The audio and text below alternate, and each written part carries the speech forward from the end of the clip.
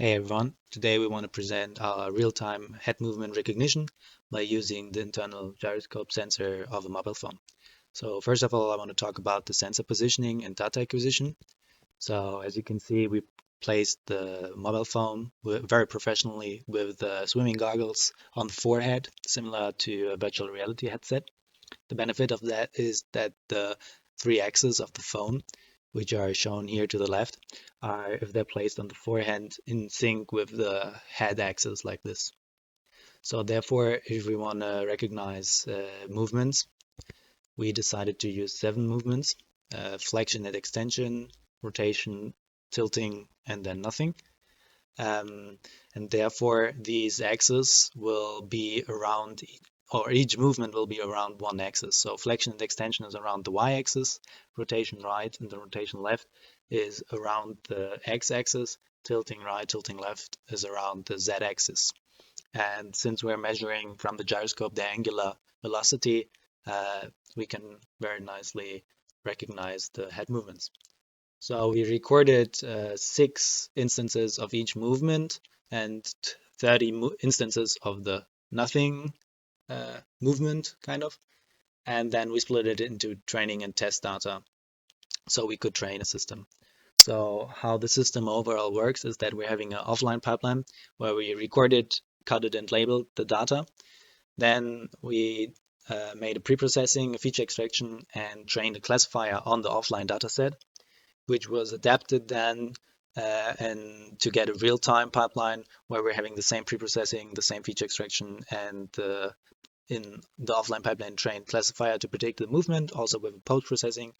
And yes, so Tina is talking about the pre-processing, Harrison will be talking about the feature extraction, Pipelab will be talking about the classifier, and lastly I will be talking about the real-time pipeline and how the adaptations were and what the results are. Preprocessing is a technique that involves transferring of raw data into an understandable format. Basically, it prepares raw data for further processing. Preprocessing is important as it cleans the data, transforms it by making the data standard. Here in this figure, we can see how we will obtain the visual graph from the raw data through the step of data preprocessing. Some of the data preprocessing methods are discussed is fast Fourier transform. FFT is responsible to convert a signal which is in original domain of time or space to the frequency domain and vice versa.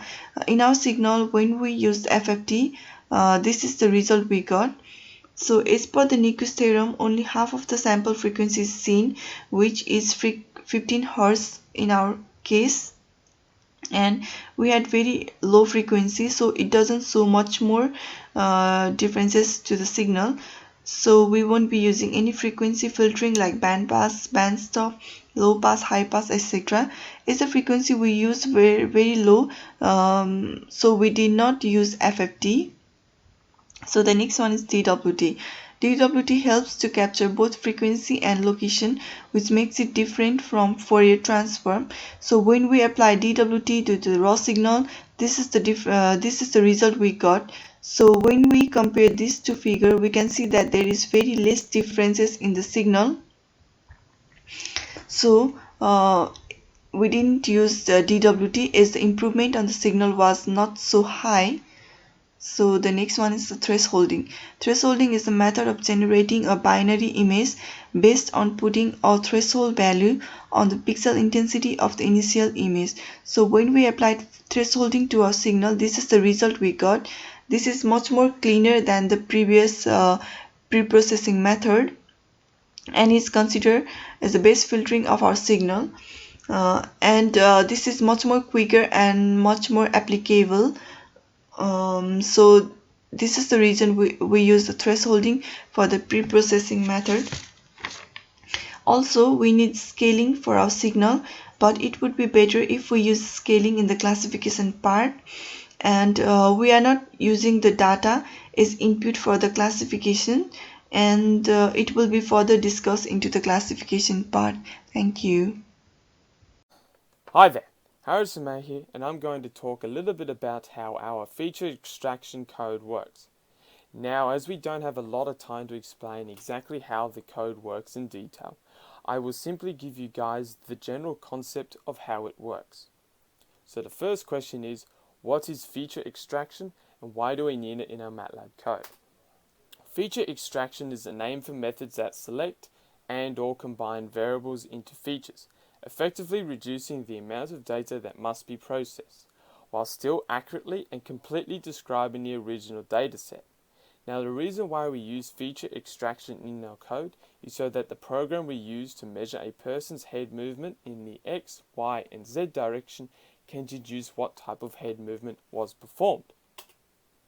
Now, if we look at an example here of a head movement signal, I can tell you that this signal is produced from a flexion movement of the head, because I know that a flexion signal has a y-axis signal, which is in orange, and that it has two distinct peaks, the first one being positive and the second one being negative. But MATLAB doesn't know this, so we need to write a bit of code that trains it to recognize the distinct head movements and their corresponding signals, which is where feature extraction comes in. In our training code, we extract 9 features from our head movement signals. The first 6 features are assigned in these 2 lines of code, which are highlighted, and they are used to find the positive and negative peaks in our signal. Features 1 to 3 are the X, Y, and Z maximum values, with features 4 to 6 being the X, Y, and Z minimum values. Now, these first 6 features are important as they can determine whether the head moved in either the X, Y, or Z rotation planes. So we can tell the difference between head movements like flexion and extension from tilting left and tilting right, as the flexion and extension head movements both move in the Y plane, and tilting left and tilting right movements both move in the Z plane. But these 6 features cannot tell us whether the head has moved positively or negatively in the X, Y, or Z planes. So we can't tell them apart, head movements like flexion and extension, from each other, as they both move in the Y planes. So this is where the last 3 features come in. Features 7 to 9 are used to determine whether the head first moved positively or negatively in the X, Y, or Z planes. It does this by determining which peaks come first, the minimum peak value or the maximum peak values. This is done in this area of code highlighted here in the training section. Now, with those 9 features trained, we can determine all types of head movement in the X, Y, or Z planes. The next section of code, the testing section, is simply a repeat of the training code. But we do this so that we can determine whether or not the code was successful in training MATLAB to recognize all the head movements made. And that concludes the brief concept around the feature extraction part of our MATLAB code. Hello, I'm Biplav. We used k-nearest neighbor classification, which is based on the similarity-based classification, which has the initial data from a training in the different classes, and a new example is based on the distance from 2 class, and if we use a multiple k up to 3 or 4, it is based on the voting of the level. So why have we used the KNN? KNN is good when with few inputs or training data. Unlike SVM, it is highly stable with small data set, and it is quick in computation and has and effective in small training data. In addition, we have found that a lot of movement classification is done with the help of KNN classifier. So we have chosen the KNN classifier. For selection of a data set, we have split it equally the 6 movement data into training and testing data, and we have taken 10 training non-movement data and 20 testing non-movement data. In addition, we have chosen 6 half-wave of 6 movements that we will discuss at the end of the slide.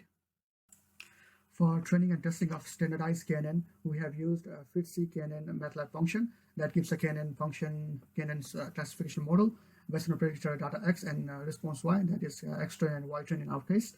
So we have also used the standardized option. We have tested the KNN with predict and determine the accuracy and error. and also constructed the confusion matrix. The tuning of hyperparameters of KNN classifier is done by the inbuilt option, hyperparameter optimization option of FitCKNN function, and the outcome is standardization to be true and number of neighbors to be 2, and city block as a distance method, which can be seen from this objective function model as a city block, and at a nearest neighbor of 1, 2, and 3 has a minimum estimated objective function. So while tuning, standardization is important because we chose not to normalize or standardize the signal in preprocessing stage. So the standardized option gives the centers and rescales the predictor data, that is X-train, to its mean and standard deviation. As a result, it gives a higher accuracy both in testing dataset and real-time classification. While tuning the number of neighbors, we have to keep in mind that we have only used 3 samples per movement, so it doesn't make any sense to use more than 3 neighbors. Similarly, the optimum optimization tool has given either 2 or 1 as an optimum number of neighbors. So as the 2 neighbors, it will only look the one that has got the least distance, so it is equivalent to using only 1 neighbors at the first. So we have used 1 neighbors.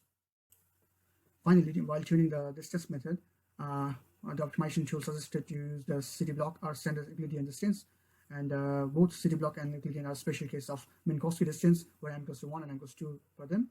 And although the city block is faster computing, in our case we use Euclidean distance because we are already having a high performance and accuracy, most probably due to a small training data set. So for the evaluation of classifier, it was a quick training and it has 100% accuracy in 44 training data sets, whereas it was very easy and fast implementing in the real-time application. Also, the KNN classifier, we have taken some measures to reduce the complexity and avoid over-engineering. So for the adaptation of classifier, the normal data set of 18 movement and 3 non-movement were not able to classify the no movement data. It was classifying as external reflection because of the moving signal in the scanning area. So the half wave were added into the as a non-movement data, which solved the problem of misclassifying the nothing element and nothing data as movement data. So I'm talking now about the real-time head movement recognition, and in the middle screen you can already see the plot, and to the right the classification. So the phone is recording and sending the data via TCP to the computer and to MATLAB. And the data you can see here is not pre-processed. So after applying pre-processing, it looks more like this. And now this data and everything right to the red dashed line will be sent as input to the feature extraction, and then the features will be sent to the classificator to classify the movement. And the movement has a post-processing, or sorry, the classification of the movement has a post-processing, which means that after movement is detected, as you can see here on the right, it is flexion detected, which is correct. Then it has to detect the nothing before it can detect something else. So here it detects nothing, and now it can detect the next movement. This is to avoid multiple classifications of the same movement. Also, there are multiple tricks to increase the speed of the computation and therefore make it possible to have real-time head movement recognition. In the background, you see here me testing a few applications, so I want to talk about these tricks. So for example, it's possible to pre-allocate all the matrices and vectors, and also to have 2 separate graphics or figures. To the left, the graph, which is updated quite frequently, and then the classification, which doesn't have to be updated every time. Therefore, you're saving some computation time. Also, we tested, you can see it here a little bit, we tested 700 movements. We tested different sampling frequencies. We tested how long for a continuous time we could measure, and also we tested different sensor positions and to see how reliable the whole system was. So as a result of the 700 movements, you can see our results here. To the left, the confusion matrix with every movement having precision or accuracy between 90 and 100%, giving an overall accuracy of 97.143% and 95% confidence interval of 1.2%.